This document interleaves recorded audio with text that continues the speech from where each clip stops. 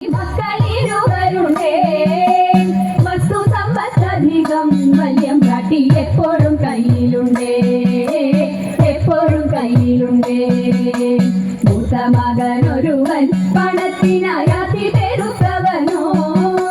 കാട്ടിലും കൊട്ടിയൊന്നും മിണ്ടാൻ വയ്യ ദുഃഖമകറ്റിടണം ശ്രീമദനന്ദപുരത്തിൽ വാഴും സ്വാമി ശ്രീപത്മനാഭന്റെ പാദപത്മം നാം ഇന്നു ചിന്തിച്ചു പാർവതി റാണിയെ വന്ദിച്ചു വടിക്കളിച്ചിടണം സഭ വന്ദിച്ചു കുമ്മിയടിച്ചിടണം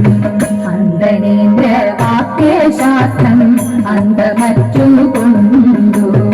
സന്ധികൾ തീടന്നു പാർത്തനന്ദനായി കടന്നു ബന്ധുവായ വിപ്രന്റെ സന്തതിയെ കാണാൻ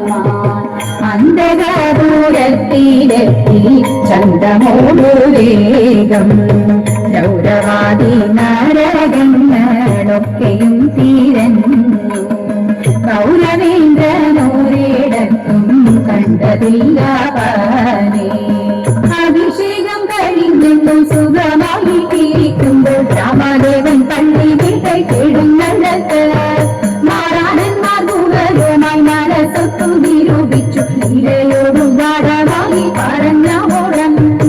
അരജന്റെ രൂപഗുണം ഞങ്ങളാരും കണ്ടിട്ടില്ല ഞങ്ങൾക്കതു മായയായി കാണണം സീതേ അതു ഞങ്ങളൊക്കെ ഇല്ല രാമദേവൻ അറിയുമ്പോൾ പരിഗണ എന്നും അരുളി ചെയ്തു